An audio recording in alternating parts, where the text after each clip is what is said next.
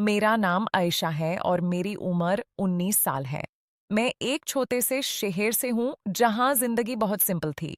पर एक दिन मेरी जिंदगी ऐसी मोड़ पर आ गई कि हर रात सपनों में भी वो पल घूमते हैं। मेरी चची का बेटा रोहान भैया बैंक में जॉब करते थे। उनकी शादी को 2 साल हुए थे और उनकी बीवी रूपाली भाभी प्रेग्नेंट थी। छठा महीना चल रहा था। बहुत खुश थे दोनों। पर ऑफिस से ट्रांसफर आ गया दूसरे शहर में। भाभी को अकेले छोड़ना मुश्किल था, इसलिए उनके मायके वालों ने उन्हें अपने पास ले लिया। रोहन भैया नए शहर में अकेले रहने लगे। घर के काम, खाना बनाना, ऑफिस की थकान, सब उन पर बोझ बन गया। मेरी अम्मी को जब पता चला तो उन्होंने मुझे बुला लिया। अम्मी बोली, आयशा, रोहन भैया अकेला है, तू जाकर उनके घर का ख्याल रख, खाना बना देना, साफ सफाई कर देना, जब तक रूपाली वापस न आए।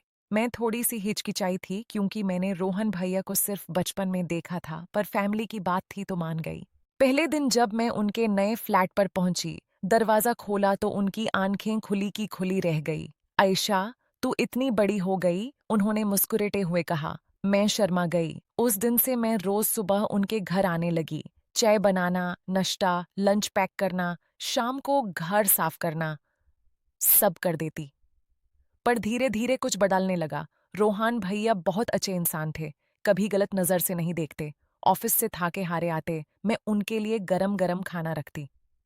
उनकी पसंद का दाल चावल, कभी बिरयानी, कभी उनकी फेवरेट सब्जी। वो मुझे देखते और बोलते, आयशा, तू इतना अच्छा खाना बनाती है, रूपली को भी सिखा देना। उनका यह नाम लेते ही मेरा दिल कुछ झूम सा जाता। मैं उनकी बीवी के बारे में पूछने लगी।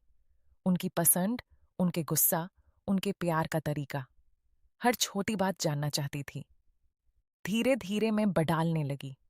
सुबह ऑफिस जाने से पहले उनके कपड़े सेट कर देती, उनकी फेवरेट शर्ट निकाल के रख देती। सदियान पहनने लगी, बाल खुले छोड़ देती, गजरा लगाती। घर में उनके आते ही खुशबू फैल जाती। मैं जानती थी कि यह गलत है, वो शादीशुदा हैं, भाभी प्रेग्नेंट है, पर दिल नहीं मानता था। उनकी ईमानदारी मुझे और अट्रैक्ट करती जा रही थी।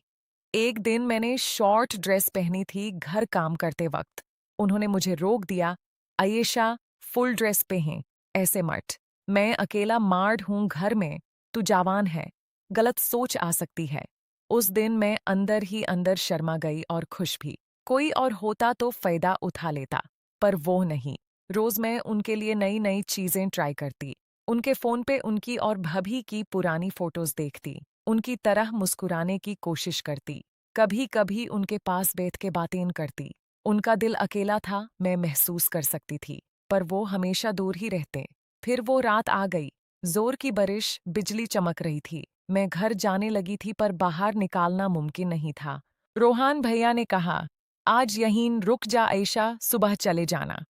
मैं मान गई। रात को हम दोनों ने साथ खाना खाया। बहुत हंसी मजाक हुआ। फिर मेन हॉल के सोफा पर सो गई। रात के 12 बजे उन्हें पानी लगा, वो किचन गए। वापस आते वक्त मेरी तरफ देखा। मैं सो रही थी, पर बिजली चमकी और मैं डर के उनके गले लग गई। उन्होंने भी मुझे पकड़ लिया। उस पल सब भूल गए थे। बारिश की ठंडी हवा, कमरे की हल्की रोशनी, उनकी सांसें, हम दोनों एक दूसरे से लिपट गए। रात भर हम ऐसे ही थे। सुबह मेरी आंख खुली तो दिल में एक अजीब सी शर्म और खुशी का मिला-जुला एहसास था। मैं नहा के उनके कमरे में गई। उनका चेहरा उदा हुआ था। मैंने धीरे से कहा, रोहन भैया, रात जो हुआ, मैं उससे कभी नहीं भूलूंगी। वो डर गए। आयशा, माफ कर, गलती हो गई। मैंने उनकी बात काट दी। आपसे माफी मांगने की जरूरत नहीं। गलती आपकी नहीं, मेरी थी। जब से मैं यहाँ आई हूँ, मैंने देखा है आप कितने ईमानदार हो। भाभी प्रेग्नेंट हैं, आप अकेला हो, फिर भी आपने कभी गलत नजर नहीं डाली। आपने मुझे शॉर्ट ड्रेस पहनने से रोका, ये मेरा फर्ज था अम्मी का, पर आपने किया। मैं भाभी से जलने लगी थी। उन्हें आप जैसा पति मिला, इसलिए मैं उनकी तरह बनने की कोशिश करती रही। साड़ी पहनी, गजरा लगाया, हर चीज आपको अट्रैक्ट करने के लिए, पर आप नहीं टूटे। मेरी आंखों में आंसू थे। आपने मुझे सिखाया कि असली मर्द वो होता है जो हर टेम्पटेशन में अपने कैरेक्टर को नहीं छोड़ता। रोहन भैया चुप थे। फिर उन्होंने कहा, आयशा, ये सब भूल जा, कल से मत आना। मैं तुझे पैसे दूंगा। मैंने मुस्कुराते हुए कहा, पैसे नहीं चाहिए। जो हुआ हम दोनों के बीच रहेगा। मैं भाभी को कुछ नहीं बताऊंगी। आपका परिवार नहीं टूटने दूंगी।